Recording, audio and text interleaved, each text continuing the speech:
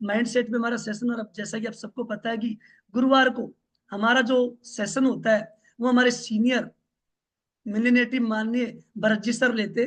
तो एक बार सभी वेव करके बताएंगे आप सेशन के लिए रेडी तो है ना? बिल्कुल ऐसे नहीं, थोड़ा सा ऐसे लगना चाहिए फेस से और हाथों से, ऐसे लगना चाहिए कि है ना, पूरी स्क्रीन ऐसे लगनी चाहिए। कुछ लोग हैंड रेस्ट नहीं, हैंड वेव नहीं कर पा रहे। चलिए वाह क्या बात है, तो आज का सेशन अपन शुरुआत करें। चलिए तो आज के सेशन के लिए मैं इनवाइट करता हूँ, एक बार जोरदार तालियां के साथ स्वागत करेंगे हमारे बीच हमारे मिलिनेटी माननीय Bharat ji sir. Come on the screen sir, आइए और सर आज के सेशन से हमें अवगत करवाए। Most welcome sir. Thank you Ashok ji, thank you. Call पे बुलाने के लिए बहुत बहुत धन्यवाद करता हूँ। और आप सभी लोगों का आभार व्यक्त करता हूँ कि आपकी वजह से मैं आपके सामने बैठा हूँ। तो आप सब लोग जो सुबह हमारी पावन बेला है इसमें सीखने के लिए, और सुबह तो सीखने का ही होता है ना। सुबह सुबह जो सीखी जाती है तो बहुत, अगर सुबह गाना भी इस दिमाग में आ गया तो पूरे दिन हम गुनगुनाते रहते हैं ना। और आज कुछ हम इस तरीके के जो सीखने की कोशिश करेंगे कि हम जो आज का परिदृश्य है, थोड़ा इसको अनम्यूट कर लेंगे किसी का, वो म्यूट कर लेंगे किसी का, अनम्यूट हो रहा है तो थोड़ा सा ध्यान रखें। तो रेडी हैं सारे लोग सीखने के लिए? एक बार वो हाथ से वेव करके मुझे बताएंगे। रेडी हैं? तो चलो सबसे पहले अपने जो भी आराध्य देव हैं उनको प्रणाम करेंगे। हमको सीखने, क्योंकि एक चीज बताऊं, जो सीखी हुई चीज होती है ना और उसको हम लागू करते हैं तो हम बहुत ही अच्छे रास्ते पे चलने वाले हैं। हम बहुत अच्छी चीज, ये सब पे लागू होता है, क्योंकि जो चीज सीखते हैं ना वो सब पे लागू होता है। और जो खुद लागू नहीं करेगा तो सीखना भी उसका बेकार है ना। बहुत सारी ऐसी चीजें, तो सब सभी सादर प्रणाम करेंगे अपने अपने इस देव को। सभी सरस्वती माँ को भी प्रणाम करेंगे और हम आगे के सब्जेक्ट के बारे में चलेंगे।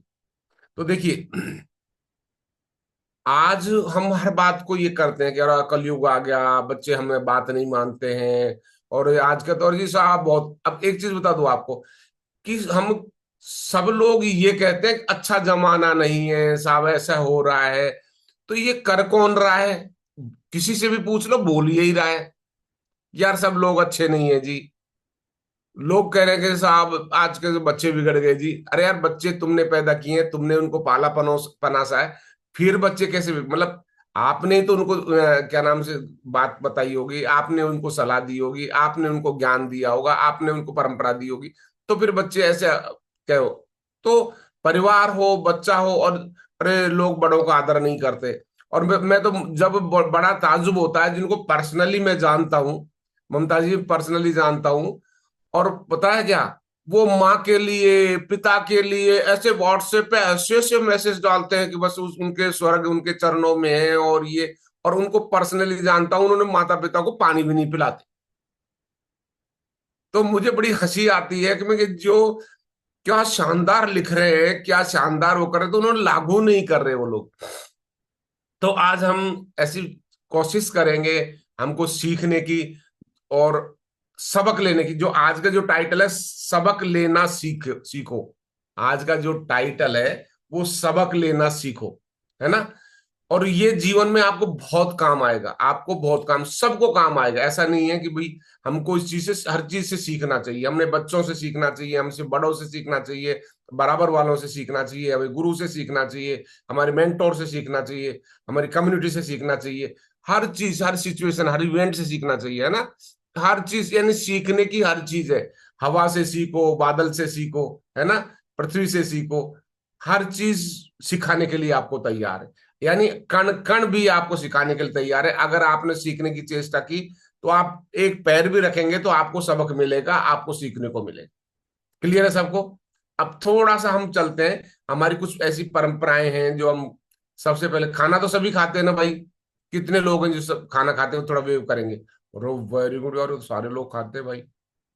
Very good, very good. कुछ तो देखो खाना भी बना रही है फिर भी कहते हैं हम भी खाते हैं भाई, है ना।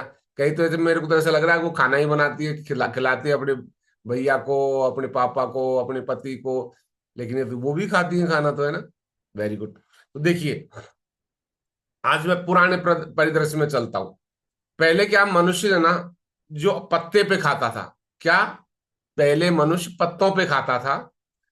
तो मेहमान को देख के बड़ा हरा हो जाता था, बड़ा खुश हो जाता था, बड़ा उसका बदन बड़ा खिल उठता था। जब हरा, जब पत्ता पे खाता था तो मेहमान को देख के हरा हो जाता था। खुश हो जाता था, है ना। लेकिन बाद में क्या हुआ कि जब बाद में मिट्टी के बर्तन पे खाने लगा, जब मिट्टी के बर्तन में खाने लगा, तो मेहमान रिश्ता वो जमीन से जुड़कर निभाने लगा। जितने भी रिश्ते हैं उनको जमीन से जुड़कर दिखाने लगा, उनको मनाने लगा, उनको निभाने लगा, मतलब जमीन से जुड़कर। जितने भी रिश्ते हैं उनको ऐसा नहीं फॉर्मेलिटी कर दे, है ना। लेकिन फिर क्या हुआ, फिर जब वो पीतल के बर्तन में खाने लगा, जब वो पीतल के बर्तन में जब खाने लगा, तो रिश्तों को साल 6 महीने में चमकाने लगा। जब रिश्तों को साल 6 महीने में चमकाने लगा, तो आपको देखा है कि पीतल के बर्तन धीरे धीरे करके है ना, थोड़ा सा उसका धुंधलाहट सी आ जाती है, उसके टपके टपके से उसके मतलब ऐसे उसमें कलर आ जाता है, थोड़ा ऐसा हो जाता है मैला सा। लेकिन उसको फिर हमको मांजते हैं या मांजनी से या मिट्टी से, उसको नींबू से जैसे भी करके उनको साल 6 महीने में तो हमको चमकाने शुरू हो जाता है।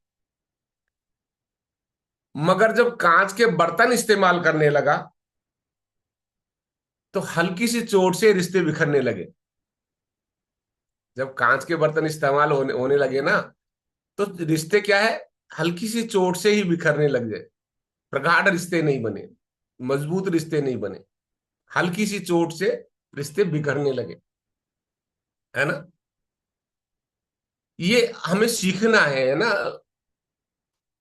और अब अब क्या है, अब थर्माकोल, अब बर्तन थर्माकोल कोल के होने लग गए, है ना। थर्माकोल के बर्तन होने लग गए ना, तो रिश्ते भी यूज एंड थ्रो।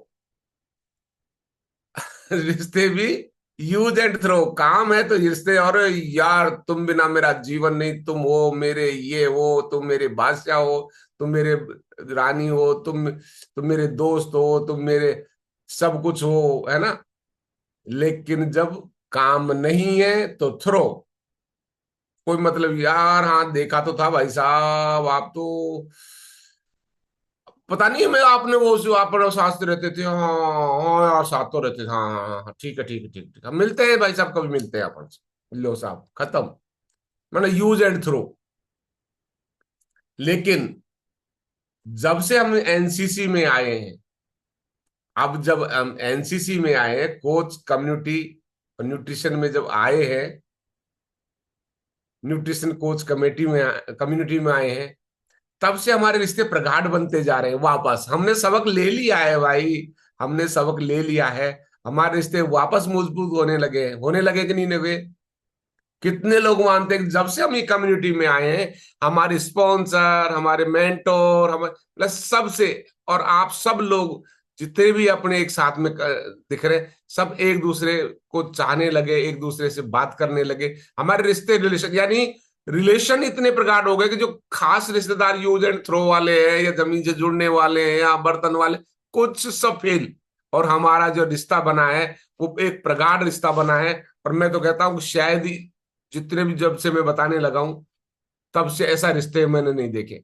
ऐसा लगता है कि सामने वाले से गले मिल लें, सामने वाले को प्यार करें, सामने वाले को खुश, यानी सब एक दूसरे को खुश देखना चाहते हैं, है ना। ऐसा लग रहा है ना एनसीसी में आने के बाद में।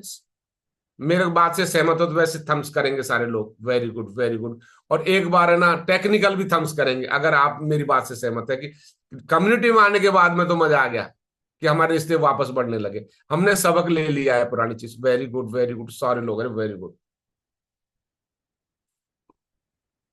Thank you thank you thank you. और हम आगे चलते हैं, कुछ सबक और लेते हैं हम। तो ये सबक इस यानी कि हमने सबक लेते हुए हमने एनसीसी में आके उसका सुधार कर लिया है ना। अब देखिए, उसके बाद आता है महाभारत के सबक। महाभारत में जितने भी पात्र थे उनसे सबसे सबक मिला हमें, सबसे। देखिए क्या क्या मिला, कि जो मैं पात्र बोलूंगा उनका है कि मत करो, आप उनसे सबक लेके ये काम मत करना है ना, जो जो मैं पात्र बोलूंगा तो ये काम आपको बिल्कुल नहीं करने हैं, है ना। क्या नहीं करना है? युधिष्ठिर की तरह जुआ मत खेलो। युधिष्ठिर की तरह जुआ नहीं खेलना है भाई, उसने सारा बर्बाद कर दिया, सबको सब कुछ छीन लिया, है ना। वो युधिष्ठिर का पात्र जो थे, वो बता रहे थे एक बार इंटरव्यू में कि मैं अपने बच्चों को छोड़ने का कहीं कार से गया तो एक लड़का बोला कि सब जुआ में हार गए, ये कार किससे मार लाया? बोले कि, तो वो हंस रहे थे, बोले यार जुआ में तो हार गए, तेरे पास कार कहाँ से आ गई, है ना। तो कहने का मतलब कि जुआ तो, अरे एक चीज बता दूं आपको, अगर आज के परिदृश्य में लेते हैं जुआ, तो जो आईपीएल है और जो क्रिकेट है और जो ऑनलाइन जो सट्टा है ना, उसमें कितने लोग बर्बाद हो रहे हैं, मैं कितने लोगों को जानता हूं, कितने परिवार बर्बाद हो रहे हैं मुझे पता है। कोई 10 लाख हार रहा है, कोई 5 लाख हार रहा है, और घर वाले परेशान हो रहे हैं, और उनको ऐसी लत लग गई उन बच्चों को, जो मान नहीं रहे। एक को तो ऐसा मैं जानता हूं, जो मेरे से करा कि यार क्या करें, वो क्या बहुत बड़ा लेन देन का काम करते हैं, उनको प्रॉपर्टी का भी काम है, उनके ब्याज बट्टे का भी काम है, तो पैसा बहुत आना जाना रहता है। तो बोले यार भरत क्या करूं, मेरे पास तो है ना, कभी तो 2 लाख गायब हो जाते हैं, कभी 3 लाख गायब हो जाते हैं, कभी 5 लाख। और श्याना भोपाओं को भी फिर पैसा देता है, अरे यार कैसे है, कोई भूत आ गया, जिंदा आ गया। अरे मैंने की यार तू एक एक चीज बताऊं, मैंने उससे कहा, मैं तू पागल हो गया कैसे? बोले क्यों, क्या हो गया? मैं कि देख वहां भी जा रहे हैं, और फिर ये जो श्याना भोपा है वो भी ले जा रहे हैं तेरे से पैसे, सबक ले थोड़ा सा। बोले क्या? मैंने कि एक तो ये दिन भर जो है ना, तेरे जो बच्चे हैं ना, जो 3 बजे जो टीवी देखते हैं ना, इसको बंद कर। ये आईपीएल चलता है तेरे घर में भाई, है ना। और बता दूं आपको, और ऑनलाइन सट्टा चलता है, और कोई नहीं तेरे घर में। तुम मात्र भाई 3 बच्चे, दोनों हस्बैंड वाइफ के अलावा तीसरा नहीं है, सीसीटीवी कैमरे लगे हुए तेरे मकान में, फिर कैसे हो सकता है कि सीसीटीवी कैमरे को चुरा के कोई आदमी काम नहीं कर सकता जो अनजान व्यक्ति है? और भूत जिन, बोले साहब भूत जिन, अरे कुछ नहीं है। मैं एक काम कर, तू तो मेरे कहने से, तू जो अलमारी, वो जो तिजोरी है, वो जो वो अंगूठे अंगूठे लगा के स्क्रीन वो होती है ना, उस तरीके के ला। तो 3 महीने हो गए, कोई चोरी नहीं हुई, और मेरे से कर दो यार तू पहले क्यों नहीं बताया? भाई पहले क्यों नहीं बताया, तेरे को दिमाग में नहीं आया कि ये बात? तो वो कहाँ जा रहा था पैसा? सट्टे में जा रहा था। तो ऐसे लोग क्यों, अब इन चीजों पे अपने बच्चों को सबक दो, उन बच्चों को सिखाओ ये चीजें। कर्ण की तरह दुष्ट का एहसान मत लो, ये ध्यान रखना हमेशा।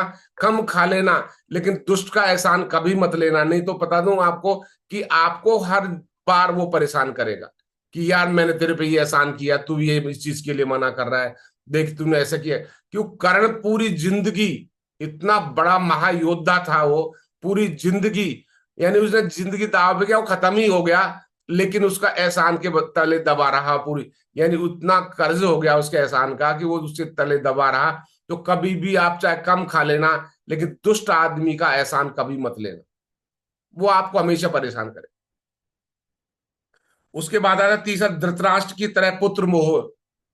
पुत्र मोह में भी आप गलत चीजें मत करो, यानी कि पुत्र मोह मत पड़ो, धृतराष्ट्र की तरह पुत्र मोह में मत पड़ो। धृतराष्ट्र की तरह मतलब वो पुत्र मोह से ही तो महाभारत हुई पूरी, है ना। तो आपको ये नहीं करना है। कुंती की तरह अनुचित प्रयोग मत करो, कुंती की तरह अनुचित प्रयोग मत करो। देखिए कुंती ने क्या किया था कि उसको एक वरदान में एक मंत्र मिला था, अब उस मंत्र का नाम जो वशीकरण था या कोई और कुछ था। तो उसने आजमाने की कोशिश करी कि देखे आजमा के देखते तो हैं। तो उन्होंने कहा कि ये मंत्र बोलोगे, जिस देवता का आह्वान करोगे, तो वो देवता से आपको एक पुत्र मिलेगा, एक औलाद मिलेगी। तो उन्होंने उसको सच साबित करने के लिए, भाई देख सही में है या गलत में है, तो उसको प्रयोग कर डाला। तो उसको, जब कुंवारी थी तो उसको संतान की प्राप्ति हुई, जो कर्ण थे, है ना। तो इसका मतलब यह है कि अनुचित प्रयोग कभी नहीं करना चाहिए। देखा करके देखते हैं यार, देखे क्या होता है ना, ऐसा कभी नहीं करना चाहिए। कई बार बच्चे भी कोई अनुचित प्रयोग कर लेते हैं, मर जाते हैं कई बार, है ना, करने में। कई छत से कूदते हैं या कुछ भी मान लो, बहुत सारी चीजें जब वो आया था, शक्तिमान आया था, तो बच्चों ने भी प्रयोग करने की कोशिश की थी, है ना। वो नहीं करना चाहिए। द्रौपदी की तरह अनुचित समय में हंसो मत, ये हमेशा ध्यान रखना। हंसना अच्छी बात है, लेकिन गलत समय नहीं हंसना चाहिए। द्रौपदी गलत समय हंसी थी, तो उसको चुभ गई, ये दुर्योधन को चुभ गई, और वो आगे महाभारत हुआ उससे। पांडु की तरह काम के वशीभूत मत हो, पांडु की तरह काम के वशीभूत मत हो। क्योंकि पांडु को भी एक श्राप था कि भाई अपने जो क्या नाम से पत्नियों के साथ बात नहीं करोगे आप, और वो जंगल में चला गया था, लेकिन वो उस चीज को इग्नोर कर गया और वो खत्म हो गया, है ना। दुर्योधन की तरह अधिकार हट मत करो, अनधिकार। दुर्योधन की तरह अनाधिकार का हट नहीं करना चाहिए, यानी कोई अधिकार में नहीं है फिर भी उसका हट कर रहे हैं। उस नहीं, मुझे ये चाहिए, मुझे, मैं लेके छोड़ूंगा चाहे मर जाऊं। कई लोग कहते हैं चाहे साहब मर जाऊं, लेकिन मुझे तो ऐसा करना है। कई बार क्या होता है, भाई बट होते हैं बहुत सारे, उसमें लड़ाइयां होती हैं, लड़ाइयां होती हैं। मैं बता दूं आपको, मैंने ऐसे व्यक्ति को जानता हूं जिनके सिस्टर के यहाँ पे झगड़ा चल रहा था। तीन, उन सिस्टर के जो ससुराल वाले तीन भाई थे, तो तीन भाई पुराने मकान पे झगड़ा कर रहे थे, और जबकि तीनों भाइयों के तीन मकान अलग अलग थे, नए। आप देखो, तीनों ने अलग अलग मकान बना रखे थे, लेकिन एक मकान पे झगड़ा कर रहे थे। और बता दूं आपको कि केसबाजी चलने के कगार पे थे। आप सोचो इस बात को। और उनके तीनों के मकान थे, जबकि एक्चुअल पोजीशन है कि वो खुद के मकानों पे नहीं रह के वो पुराने मकान में पड़े थे तीनों, एक दूसरे को डर के मारे कि वो नहीं दाब ले, वो नहीं दाब ले। लेकिन जब उनको हम मिले, हमने उनको समझाया, तो मैंने कहा, आप बच्चों को क्या संस्कार दे रहे हो? आपके दो बच्चे हैं, वो सिस्टर को समझाया कि दो बच्चे हैं आपके, आपको इस मकान में ज्यादा से ज्यादा भाई 75 लाख, 80, मतलब या 1 करोड़ का बिकेगा, तो 25-30 लाख के चक्कर में आप अपने बच्चों को ये सिखा रहे हो, आगे चल के भाई भाइयों में झगड़ा हो सकता है। तो आपके दोनों बच्चे भी तो भाई भाई हैं, छोटे छोटे, ये तो हो सकता है ना, तो आगे ये भी झगड़ा कर सकते हैं। तो उनको ये कुछ बहुत सारी चीजें समझाई, तुमको समझ में आई, और वो तो ये ताला खुला छोड़ के, भाइयों अगर तुम्हारे समझ में आया तो मेरे को गुस्सा दे देना, नहीं मत देना, मैं मेरे नए मकान में जा रहा हूं।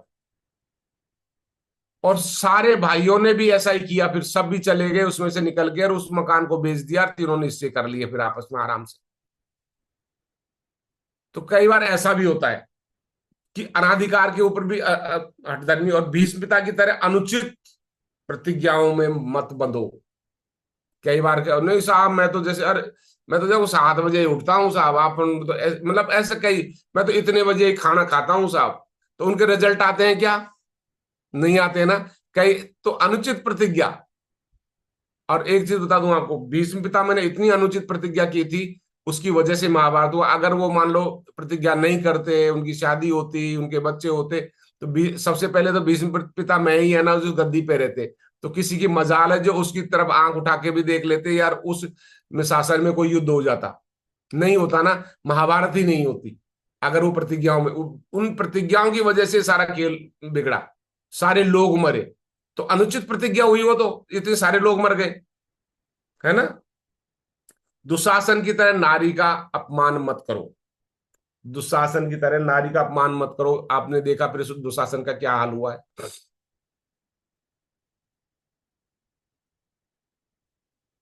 अश्वत्थामा की तरह अनियंत्रित मत हो, अश्वत्थामा की तरह अनियंत्रित नहीं होना है। देखो, अब आप किसी को पता नहीं होता अश्वत्थामा ने क्या किया था, कि उसके जब उनके पिताजी द्रोणाचार्य खत्म हो गए थे ना, तो उनको इतना गुस्सा आया था कि जो उन्होंने पांडव पक्ष की जितनी भी लेडीज थी, उनके गर्भ में जो बच्चे थे उनको तक मार डाला था उन्होंने। यानी कि केवल जो अभिमन्यु की पत्नी थी, उसके गर्भ में ही भगवान कृष्ण ने बचा पाए थे। बाकी पता चला जब, उससे पहले जितनी भी गर्भवती स्त्रियां थी पांडव पक्ष की, उनके सबके बच्चों को भी गर्भ में मार डाला था। तो उसकी तरह अनियंत्रित नहीं होना है, अश्वत्थामा की तरह अनियंत्रित नहीं होना है। शांतनु की तरह काम के आसक्त नहीं होना है। क्यों? अगर वो उस महिला से जो मछुआरे की जो बच्ची थी उससे शादी नहीं करते, तो ये सारे खेल नहीं होते। और गांधारी की तरह अंधे का अनुसरण नहीं करना, नेत्रहीन का अनुसरण नहीं करना। अब देखिए गांधारी कितनी पागल थी, आप सोचो। गांधारी की तरह नेत्रहीन का अनुसरण नहीं करना था। अब देखिए कई लोग हैं जिनको कोई चीज का पता नहीं है, लेकिन हम उनका अनुसरण करने देते, यार हमारे तो पूर्वजों ने भी ऐसा ही किया है, हमको भी ऐसा ही करना है।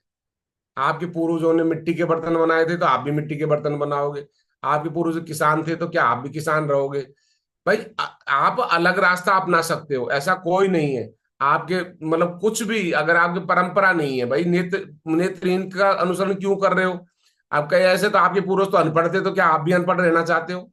आपके पूर्वज तो मान लो धोती कुर्ता पहनते थे तो आप भी पहनोगे? भाई ऐसा नहीं करा मत पहनो, लेकिन आप अपने आप में अलग स्टेबल बनो। अब देखिए अगर गांधारी उसका अनुसरण न करके उसका सहारा बनती, लेकिन वो खुद ही बेसहारा बन गई। भाई अपने पति का सहारा बन सकती थी ना, वो आंख थी उसके पास तो, लेकिन क्या बनी? बेसहारा बन गई, खुद भी बेसहारा बन गई। तो ऐसा नहीं करना है। कई बार क्या होता है, यार हमारे पति है ना जो ऐसे हैं तो यार हमको भी उस तरीके नहीं। अगर आपके पति किसी क्षेत्र में कमजोर है तो आप अपनी योग्यता बढ़ा सकते हो।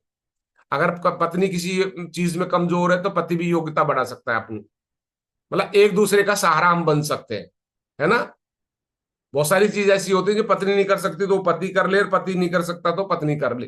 तो एक दूसरे का सहारा बने, न कि उनका अनुसरण करें। परीक्षित की तरह क्रोध न करें, अनुचित क्रोध में अनुचित कार्य न करें। परीक्षित की तरह क्रोध में अनुचित कार्य नहीं करना चाहिए। कैसे?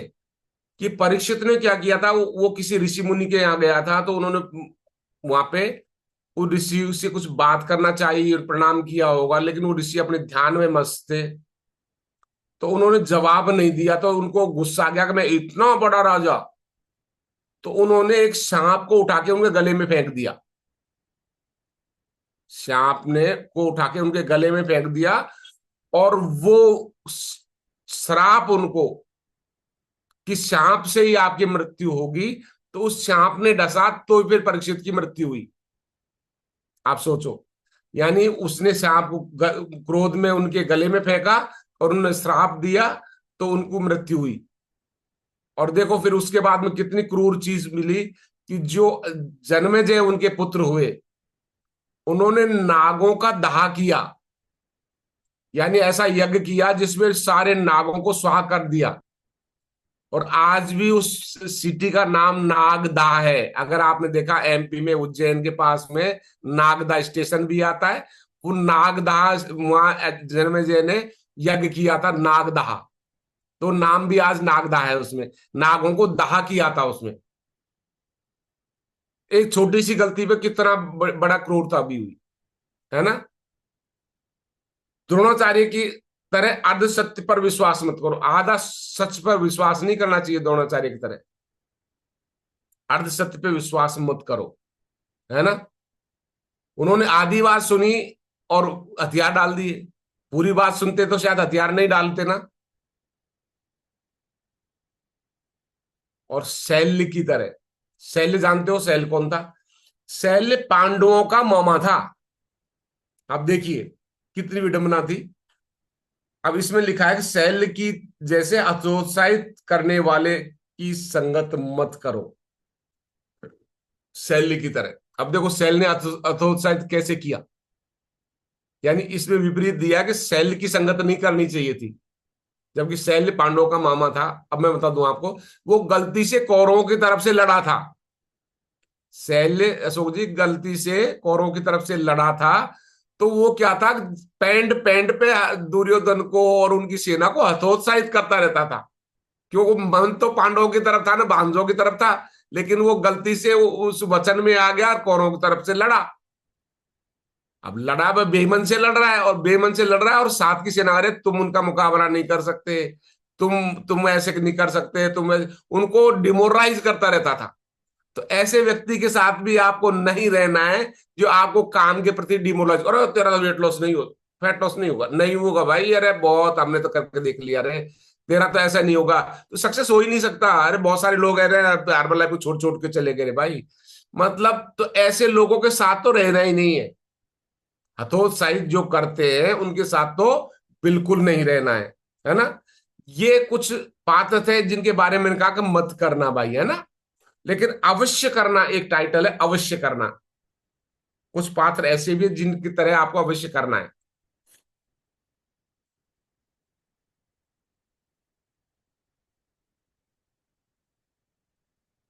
कुछ पात्र ऐसे हैं जो अवश्य करना है। देखो, अभिमन्यु अभिमन्यु की तरह तो वीर बनना है। अभिमन्यु की तरह वीर बनना, और कृष्ण की तरह धर्म पर चलना, धर्म का साथ देना। अभिमन्यु की तरह वीर बनो और कृष्ण की तरह धर्म का साथ दो। और विदुर की तरह स्पष्टवादी और शुभचिंतक बनो।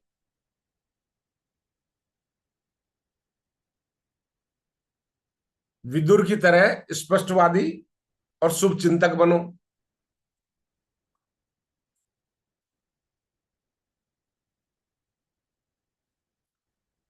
और घटोत्कच की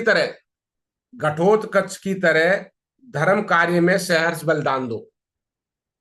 घटोत्कच की तरह धर्म कार्य में सहर्ष बलिदान दो। घटोत्कच को पता था कि आज मेरी मृत्यु है, लेकिन वो चारों भाइयों को बचाने के चक्कर में, चारों भाइयों को बचाने के चक्कर में वो युद्ध में गया। उसको पता था कि आज कर्ण मेरे से अमोघ अस्त्र चलाएगा और मुझे मेरी मृत्यु होगी, लेकिन मरते मरते जब उस पता कि आज मैंने मेरे काकाओं को, मेरे बाबाओं को बचा लिया है, ये बोल के गया।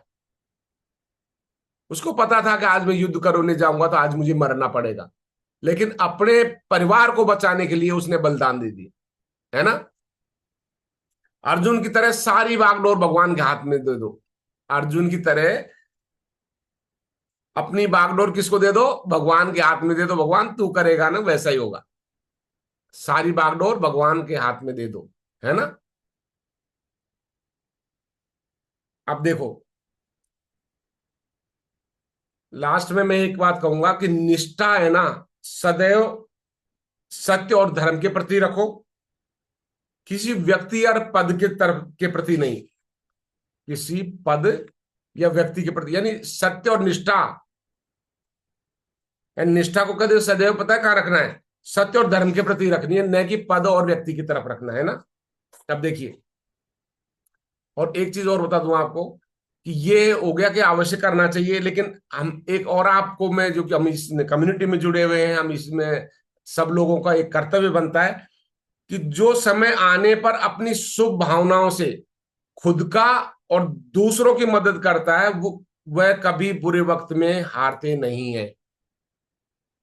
मैं आपसे एक संदेश देना चाह रहा हूं कि जो समय आने पर अपनी शुभ भावनाओं से खुद की और दूसरों की मदद करते हैं, मतलब खुद की भी मदद करनी चाहिए भाई, ऐसा नहीं खुद की तरफ ध्यान क्यों, जब खुद जिंदा नहीं रहेंगे तो मदद भी क्या करोगे और लोगों की, है ना।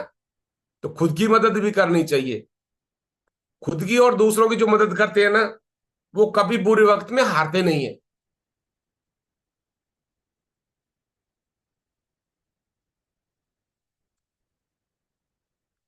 और एक और चीज मैं कहना चाहूंगा, आज के परिदृश्य की थोड़ी झलक दिखा देता हूं आपको कि आज का क्या परिदृश्य चल रहा है।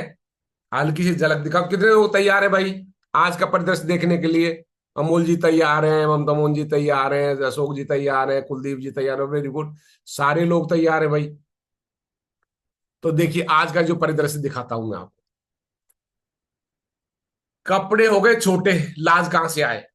कपड़े हो गए छोटे, लाज कहां से आए? रोटी हो गई ब्रेड, ताकत कहां से आए? कपड़े हो गए छोटे, लाज कहां से आए? और रोटी हो गई ब्रेड, ताकत कहां से आए? ब्रेड पकड़ पड़ी होगी, सेक लो और खा लो। बच्चों को भी ब्रेड दो सेकी और टिफिन में रखी भेज दिया है बच्चों को स्कूल में ना। ऐसा होता है ना सोची सर, आपके तो स्कूल में जाते हो, आपको तो पता होगा, है ना। फूल हो गए प्लास्टिक के, खुशबू कहां से आए?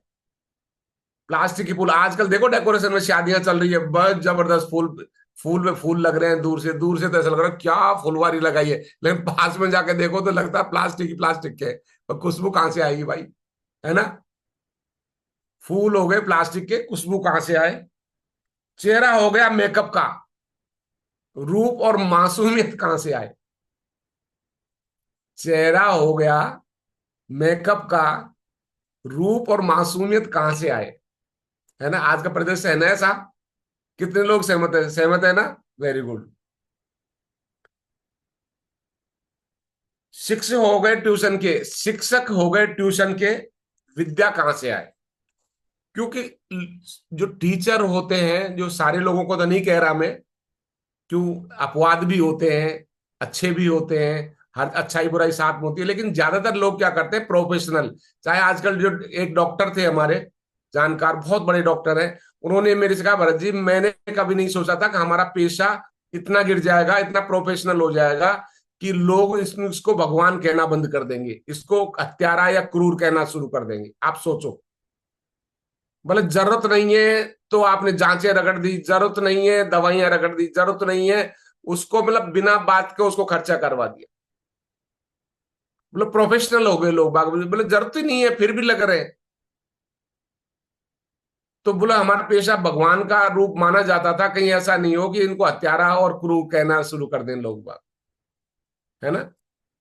ऐसे ही होता है कि जो ट्यूशन पढ़ाने की जो लालची होते हैं, तो उनमें भी ऐसा ही होता है कि स्कूल में नहीं पढ़ाते हैं, कहते हैं तो आ जाना मेरे, शाम को मैं पढ़ा दूंगा तेरे। भोजन हो गए होटल के, तंदुरुस्ती कहां से आए? बाहर खाना आए जी, आज तो चलो जी बाहर खाते हैं आज तो चलो जी बाहर खाते हैं। और ज्यादातर लोग बड़े शौकीन होते हैं बाहर खाने के, है ना? क्यों संतोष जी, सही है ना? बाहर खाते हैं ना, ज्यादातर लोगों को अरे शौक होता है, और पर बड़े तो तारीफ कैसी थोपते हैं, और जी हम तो रात को क्या वो गए थे फला होटल में गए थे, हम सब लोग हम खाना खा के आए, मतलब ऐसे करते हैं जैसे बड़ी तोप चला के आए हैं और अपने शरीर के लिए बहुत बड़ा कोई न्यूट्रिशन लेके आए हैं। उस तरीके की बात करते हैं लोग, है ना? मतलब प्रोग्राम हो गए केबल के, संस्कार कहां से आए? बड़े बुजुर्गों की बात तो सुनते ही नहीं है, केबल में या सोशल मीडिया कहीं भी लगे रहते हैं, बड़े बूढ़ों के साथ तो बैठे नहीं, संस्कार तो जब बड़े बूढ़ों को बैठे जब भी तो आएंगे ना। तो प्रोग्राम हो गए केबल के, संस्कार कहां से आए? आदमी हो गए पैसे के, आदमी हो गए पैसे के, दया मदद कहां से आए? आजकल लोग पैसे में समझते हैं भाई, पैसा ही सब कुछ है, पैसा है तो आपके साथ 10 आदमी खड़े रहेंगे, मदद और दया का नाम ही नहीं है ना? धंधे हो गए हाई फाई, धंधे हो गए हाई फाई, बरकत कहां से आए? धंधे हो गए हाई फाई, बरकत कहां से आए?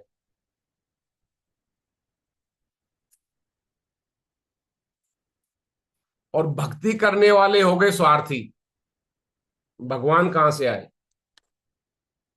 भक्ति करने वाले हो गए स्वार्थी, भगवान कहां से आए?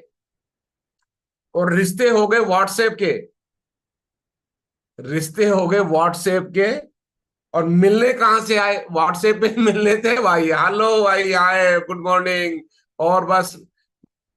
अरे गुड मॉर्निंग कैसे हो, मॉर्निंग गुड अच्छी कैसे हो सकती है?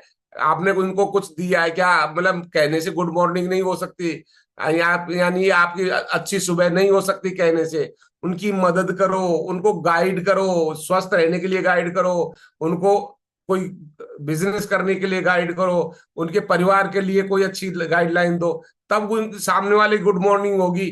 शरीर उठ रहा है, तबीयत खराब है, गुड उनकी अच्छी मॉर्निंग कहां से आएगी भाई? लेकिन आपके व्हाट्सएप करने से गुड मॉर्निंग थोड़ी हो जाएगी, है ना? तो बस उसी में हाई फाई करें। और एक चीज और बता दूं आपको, कि अगर आपने उनको जवाब नहीं दिया, और आपने तो मैंने जवाब ही नहीं दिया, आपने मतलब मजबूरी में व्हाट्सएप खोलना पड़ता है, उनको बहुत सारे लोगों को जवाब देना पड़ता है, चाहे हाथ जोड़ के जवाब दो, चाहे बैठ कह के देखो, ये चीजें होती है। लेकिन जो मिलने, इसलिए फिर वो मिलने भी नहीं आते, क्यों नहीं मिलने आते? वहां रोज हाई फाई ये वो चलता रहता है उनका, है ना? ये चीज होगी। अब देखो, कुछ ऐसी चीजें हैं जिसको करो पहले, आजमाओ मतलब, और सीखो, करो और सीखो। कुछ ऐसी चीजें हैं जिसको करो और सीखो, बहुत ही शानदार चीजें हैं, मैंने बहुत ही इस चीज के लिए, ये सबके लिए लागू होती है, और हमको जीवन में इसको अपनाना भी चाहिए। मतलब कहने से आदमी करके सीखना चाहिए, कहने से अलावा करके सीखना चाहिए, ये हमेशा ध्यान रखना। तो ये इसके लिए तैयार है। मैं, वो छोटी सी बात है, लेकिन आपको पहले इसको मैं पूरा बोलूंगा, उसके बाद मैं लिखना चाहो तो थोड़ा लिखा भी दूंगा, लेकिन पहले बोलूंगा मैं। देखिए, इसको समझना, और समझोगे तो शायद एक एक शब्द लिख लोगे, तो फिर अपने हिसाब से भी आप लिख लेना, है ना। देखिए, अगर आप किसी की मदद भी, अपन मदद की बात कहते हैं, भाई सबको मदद करनी चाहिए अपन बोलते हैं ना, तो मैं तो कहता हूं मदद करो, लेकिन सपोर्ट करो उसको। मदद से ज्यादा अच्छी होती है सपोर्ट, जिससे वो खुद भी ट्रेंड हो और वो कुछ आगे भी कुछ कर सके, है ना। जैसे आज मान लो किसी को 1 लाख रुपए दे दो, वो होगी हेल्प। लेकिन अगर मान लो किसी को 50,000 रुपए महीने, 20,000 रुपए महीने भी आप उसको इनकम करवाना आपने शुरू कर दिया सपोर्ट करके, तो वो ज्यादा बेस्ट है उधार देने की बजाय, या उसको फ्री देने की बजाय, है ना। तो आप इसको लियो, इसको मैं समझाता हूं। पहली बार जब आप किसी को फ्री देते हैं ना, तो बड़ा खुश होता है। पहली बार आप जब किसी को फ्री देते हैं तो बड़ा खुश होता है। कितने लोग सहमत है इस बात से? पहली बार अगर आप किसी को फ्री देते हैं तो बड़ा खुश होता है सामने वाले, और कितना अच्छा आदमी मेरे को फ्री दे गया जी, फ्री दे गया। अशोक जी खुश होते हैं लोग बाग फ्री देने से। और फ्री का माल मिले ना, भाई कुएं में मिल रहा है, तो एक बार तो सब कूद जाएंगे, अच्छा कहां से मिल रहा है, कुएं में, है ना। ये सोचेंगे नहीं वापस कैसे निकलना है। तो पहली बार अगर आप फ्री देते हो तो आदमी खुश होता है, लेकिन दूसरी बार वह आपसे उम्मीद करने लगेगा। दूसरी बार में क्या करेगा वो? आपसे उम्मीद करने लगेगा। पहली बार में तो खुश होगा, लेकिन दूसरी बार वो ये उम्मीद करने लगा यार अब की बार भी दे दे यार, ये अब की बार भी दे दे यार ये। क्यों जी काका जी, महावीर सिंह जी? दूसरी बार करेगा यार अब के और दे दे यार ये, मतलब पहली बार खुश हो गया, दूसरी बार वो उम्मीद करने लगेगा। तीसरी बार वो उसको हक समझेगा, वह हक समझने लगेगा। जैसे अगर दूसरी बार आपने मदद कर दी फ्री में, तो तीसरी बार क्या करेगा? वो हक समझेगा, नहीं यार मुझे तो देनी है, मैं तो उनके साथ हूं, मुझे तो करने करना ही है। तो वो हक जमाने लगेगा कि मेरा तो हक है, वो मदद करेंगे मेरे को, उसको हक समझने लगेगा तीसरी बार में। तीसरी बार में उसको क्या समझने लगेगा? कि मेरा हक है, उनको करना है। और चौथी बार में वह आप पर निर्भर होने लगेगा। अब खुद नहीं करेगा, आपकी मदद के लिए बैठा रहेगा। वो चौथी बार में क्या करेगा? वो आप पर निर्भर होने लगेगा, आप पर निर्भर होने लगेगा। वो सोचेगा कि नहीं वो करेंगे तभी आएगा। जयप्रकाश जी सही है ना? निर्भर होगा। और पता है वो क्या सोचने लगेगा? क्या उससे लगने लगेगा कि उसकी जो उसकी गाड़ी है ना, उसके भरोसे चल रही है। मतलब उसको क्यों, वो खुद को तो करना नहीं है, उसके भरोसे बैठा है ना, कि उसकी गाड़ी उसके भरोसे चल रही है। अरे आ जाओ साहब, ये ऐसा है वैसा है ये है वो, और मतलब आप तो ये चीज करेगा। लेकिन जब पांचवी बार अगर आपने वो चीज करना बंद कर दिया, जब आपने उसे देना बंद कर दिया, पांचवी बार में, 4 बार तो आपने की, लेकिन पांचवी बार आपने बंद कर दिया ना, तो वो व्यक्ति आपसे नफरत करने लगेगा। आपने 4 बार दियो जो बराबर, और पांचवी बार में क्या करेगा? नफरत करने लगेगा। समझ पा रहे हैं? ये करो और आजमाओ, और फिर देखो आप, है ना। करो और सीखो, है ना। इसलिए हम, मैं क्या कहता हूं, लोगों को वैसे ही एक्सेप्ट करो, यानी स्वीकार करो, लोगों को वैसे ही एक्सेप्ट करो जैसे वो है। लोगों को उस तरीके से रखो जैसे वो है, और अपनी जिंदगी में उनको वहां रखो जहां वो रहने लायक है। समझ पा रहे हैं? आपको उन लोगों को वहां रखना है जहां वो रहने लायक है। ऐसे लोगों को ऐसे एक्सेप्ट तो करो, लेकिन कहां रखो? जहां वो रहने लायक हो, है ना।